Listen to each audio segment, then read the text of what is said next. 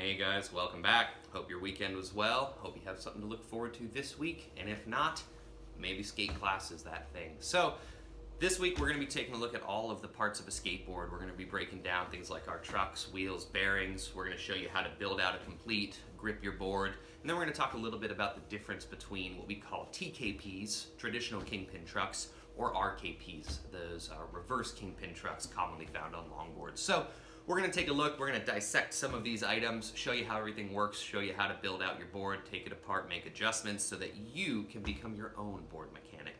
So stay tuned as we dive into the wonderful world of skateboarding and all of the things that go with it.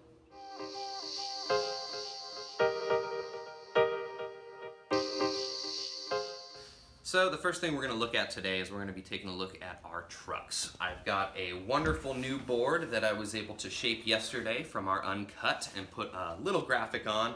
And so today I want to build it out so I can test it out and see how it feels. The first thing we are going to take a look at here is our trucks. So this is again what we call a TKP, which stands for traditional kingpin. Similar but different to what we call an RKP or reverse kingpin. These are the most common trucks that you'll find on longboards. These are our most common trucks that we find on skateboards. But again, it's skateboarding. Put whatever you want on whatever you want.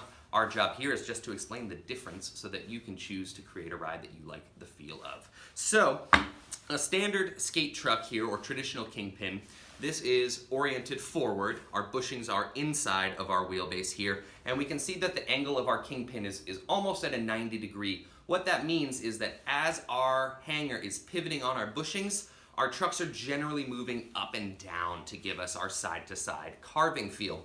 With a reverse kingpin truck, this is also oriented forward facing this way, and we can see that our kingpin, which runs through our truck, is at a 48 degrees, which means as this hanger pivots, we're going to get a lot more swoop and dive, and our trucks are actually going to be pointing in towards each other. So a reverse kingpin truck has a much surfier feel, especially on a short wheelbase. The reason that we tend to find RKP trucks on longboards is because the further apart we space our trucks, the less turn we're going to feel out of a TKP. Again, if you put a reverse kingpin truck on a short wheelbase board, you're going to get an incredibly divey and responsive board. Some people love it, some people don't. Personal preference, it's up to you. Reverse kingpin trucks come in a variety of base plate angles, and that angle again is the degree with which our kingpin is pointing. So the higher the degree, towards 50, the more turny the truck is. People that ride more downhill or high speed setups tend to prefer lower base plate angles because it gives them more stability. Their riding platform is able to lean into their turns, however the trucks themselves are not pinching as much, so you get lean out of your deck but not a tight turn, which is desirable when you're going at a higher speed. I like to use freeway driving as an analogy. If you're doing 60 on a freeway and you need to change lanes, you barely have to adjust your steering wheel because of the speed at which you're traveling. A small movement equals a big turn. Same thing with downhill longboarding. That low degree is going to let your board lean into your turn but not turn sharply. We'll come back and do some more in-depth videos for you guys specifically about longboarding skills and longboarding gear. But for now, I just wanted to show you the difference between those two trucks. We're going to move forward with our TKP truck since that's what I'm riding on my board. We're going to take this thing all apart. I'm going to show you all the pieces and put them together, and then we will be adding our trucks to our board. I've gone ahead and disassembled my TKP truck here for us so that we can go over what all these pieces are called, how they work, and we're going to build them back up together. I personally prefer riding Ace trucks. I like a very dip-divey, loose, flowy setup, and I find that Ace comes with a really nice soft bushing right out the gate. However, there's a wide world of preferences and a even bigger selection of aftermarket parts that you can buy to adjust the feeling of your board. So anything from bushings to pivot cups, different hanger lengths, the world is yours to customize. But again, I'm currently riding a stock Ace 44 truck. So we're going to start at the bottom and build our truck out. So the first piece we're going to talk about here is called our base plate. This is the bottom half of our truck, and as you can see, once it's disassembled, we've got our kingpin that sticks out the bottom. We can see a slight angle. We're not at a full 90 degrees. Other features of the base plate include our mounting holes. That's where we're going to take our hardware to attach it to our board. And our pivot cup. This is the point at which our truck is going to pivot from side to side around our bushing. So step one of putting together our truck, we're going to take our base plate and we're going to put our board side bushing in. When we're talking about bushings, it can be very confusing if you mention top or bottom bushing. Right now, as I hold this truck, this is the top bushing and this is the bottom bushing. However, in practice, when we're riding our skateboard, our truck is going to be oriented this way. And so if I called this the top bushing, now it's confusing. The terms we use that are consistent are roadside bushing and board side bushing, because that orientation never changes. So going back to our base plate, we are going to first put on our board side bushing. Before we put the bushing onto the kingpin, we like to use a large cupped washer. What this washer does is it gives our bushing a nice flat seat, and the cupped aspect of the washer prevents our bushing from fully bulging and exploding out in turns. It's a way to maximize or reduce the amount of turn our trucks have. Some skaters don't run any washers, some run all washers. Again, it's a matter of personal preference. So once our washer is on, we're gonna go ahead and slide our board side bushing in. This bushing, just to mention, is called a barrel. You can see the shape of it is a barrel bushing. Barrels in general are more stable than a cone shape, which is gonna have more rebound. And so a traditional truck setup usually has one barrel and one cone. Now that our base plate is partially assembled, we're gonna talk about the top half of our truck, and this is called a hanger. Our hanger involves several pieces here. We've got our axle, which runs all the way through our hanger, and this is what we're able to secure our wheels to. We've got axle nuts here at the end that keep our wheels from flying off. And if we pull off these axle nuts, we can see in here very thin washers. We call these speed rings. It's ideal to have one speed ring on each side of your bearing, and what that does is it allows us to tighten our axle nut all the way down so that our wheel has no wiggle, but that washer here is going to prevent too much pressure on our bearing. So our bearing is going to spin freely, but we're not going to have loose chatter. Some skaters I know love to have a little wiggle in their wheels. We don't recommend it, but again, personal preference is king here, whatever you feel better about. We do know, however, if you're not riding your speed rings and you like a loose wheel, you do have a higher chance of blowing your bearing out. That little bit of slip side to side as you land a trick could build up pressure and can pop a bearing. It's not common, but it is the reason in general that we like our speed rings on our hangers, is we get a nice snug fit with a fully turning bearing. The other features of the hanger include our bushing seat, which you can see is shaped to accommodate our bushing, is going to sit nice and flat inside that little seat. And we have what's called our pivot nib. This little nubbins here at the end of our truck is what's going to fit smoothly into our pivot cup. So let's go ahead and add it. We're going to set our pivot nib into the pivot cup, and we can see that our bushing sits nice and flat in the bushing seat of our hanger. We've got our hanger secured on our base plate with our board side barrel bushing down below. We're going to go ahead and drop our roadside cone bushing above that, and we're going to top that off with another cupped washer. The more you play with your gear, the more you're going to start to notice the subtle differences. I highly recommend playing around with this stuff. Try different bushings, try having no washer. You can flip a cup washer upside down to create the feeling of a flat washer. All of these things are reasonably subtle, but again, the more you ride them and adjust, the more you're going to notice these differences, and you're going to fine-tune your preferences. So we're going to go ahead. I like to keep my roadside bushing washer. I like to use it cupped, and then we're going to cap it all off with our kingpin nut. It's important to note that all of the hardware on our skateboard have nylon rings. They're called nylock nuts, and what that does is as we're riding over rough textures, creating vibrations in our board, that nylon ring prevents our hardware from slowly loosening, thus dropping gear off of our board. So if you have some of the cheaper produced boards or bought random hardware at a hardware store, please make sure you have that nylon ring. Otherwise, as you ride, things can literally fall apart under your feet. So we're gonna go ahead now and use our trusty T-tool. I'm gonna tighten my kingpin nut. I personally, again, prefer a loose truck, so I'm going to tighten this just to the bare minimum that I need. If we look at our truck, we're going to want to see... I'll be right back. Now that our truck is all assembled, we're going to talk about looseness and tightness around our bushings. These bushings are urethane, much like the wheels on our boards, and they come in a variety of hardnesses. A stiffer or harder bushing is going to give you a less responsive turn, and if you prefer the very loosey-goosey, dip-divey, soul-carvy skateboarding, you're going to want a softer bushing.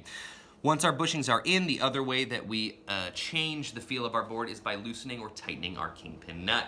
It is important to note that we don't want our kingpin nut so loose that the actual kingpin is recessed under that little nylon ring. So the loosest you should really be running your trucks is where that kingpin comes and it sits flush with the top of our kingpin nut. So we'll show you right here. That's about the tightness I like my trucks. Again, I like a looser feel. So you can see here, this is about as loose as we really want to consider going. If this kingpin nut is sitting up much higher than this, that nylon ring won't be engaged and we'll have a chance of losing our kingpin nut as we ride. So make sure that is secured all the way on there.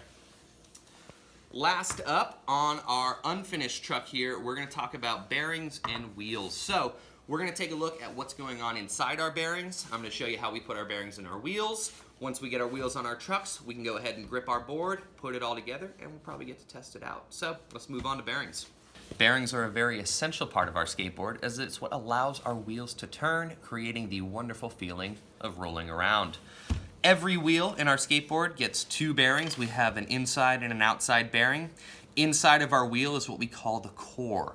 If you're riding some longboards with bigger, softer wheels, you'll notice a different core material. A lot of skateboard wheels have just a standard urethane core. It's the way the mold was designed. They pour the wheel once. Again, higher end race gear is gonna have a larger core that's a harder material. It's gonna allow the wheel to interact differently with the environment. Essentially, the larger and stiffer your core is, the better acceleration and higher top speed you're gonna get out of your wheel. In the world of hard skateboard wheels, some have different core materials. Most of them are urethane all the way through because we have a much harder durometer on our wheels that we don't necessarily need a separate core inside there. But in general, our core is what is going to allow us to snugly put our bearings in our wheels. Before we go ahead and add our 2 bearings into our wheels, I figured we'd show you what's happening inside of our bearing. So with this bearing, I've gone ahead and removed this small shield that prevents debris from entering our bearing. And we can see we have 9 steel balls in a small cage. And what's happening inside of our bearing as we use it is our axle goes through this center hole, the larger outside of our bearing fits snugly in our wheel, and we can see as I spin it, all of those balls are able to spin individually around, and that's what lets our bearing spin smoothly in circles.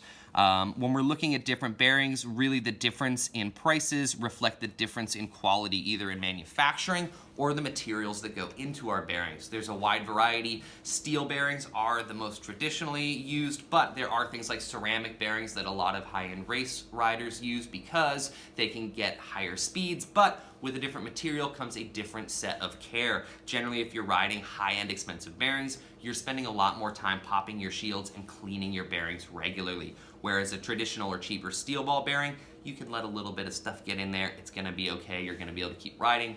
If your bearings are getting really crunchy and really loud, what that means is small bits of dirt and debris are getting in there, they're rattling around, and they're creating friction, which is slowing you down. A lot of times we can pop our shield, we can soak these in an isopropyl alcohol to remove that debris, and then we want to re-lubricate them. Bones makes a great product called Speed Cream, but really any lubricant that's high heat and high friction tolerant is gonna work. We want to avoid WD-40 like the plague. The problem with WD-40 is as soon as you spray it in your bearing, they feel great for about 30 seconds, but WD-40 dries out your bearings. As soon as that wonderful feeling happens for 10-15 seconds, you get a bone-dry bearing that becomes kind of brittle, crunchy, and is not very fun to ride. So again, make sure you're using the right type of lubricants when you're putting them into your bearings, or you can actually do more damage than you are helping them. That's just some basics on bearings. We can get very, very technical and specific with them, but I will save you that for another lesson. So what we're gonna do right now is I'm gonna show you how we put our bearings in our wheels. Here at the shop, we have a wonderful tool called a bearing press that makes it very easy, especially if we're putting together multiple boards in a day. However, when I'm at home or working on my own stuff, I like to just use my other gear to put my bearings in my wheels. So what you'll see here is I've taken the axle nuts off, and I'm gonna go ahead and take 2 bearings, 1 on each side, and I'm gonna make sure that the shield side of our bearing is facing outside. I don't want the unshielded part of our bearing exposed. We want that sitting inside the wheel. So I'm gonna put my first 2 bearings on with the shields facing inward. I'm gonna take my 2 wheels, and the reason I do this in pairs is it's a lot easier to get even pressure than doing them one at a time. I'm gonna put both of my wheels against that bearing, and I'm just gonna push. You'll feel that bearing snug into your wheel. If your bearing is not seated in your wheelright, it's gonna be fairly apparent. Your wheel's gonna spin like that. Not very fun to ride. So make sure when you're pushing, you'll feel it kind of click in. And to test, go ahead and spin that wheel and make sure that we're spinning nice and flat. We're not getting any warble. So we've got 1/2 of our bearings in our wheels. Again, we need 2 for every wheel. So we're gonna do the same thing once again. Shields facing in. We're gonna take our wheels, do the exact same process, push them in, give them a spin, make sure there's no wiggle wobble.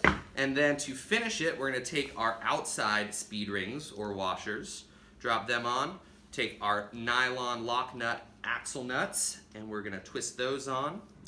And now we're gonna tighten these up. Again, personal preference is important. We here at Alchemy like a nice snug wheel, so we're looking to avoid that chatter. So we're gonna take our T-tool, we're gonna go righty-tighty, and we're gonna snug this axle nut all the way down. Still got some wiggle.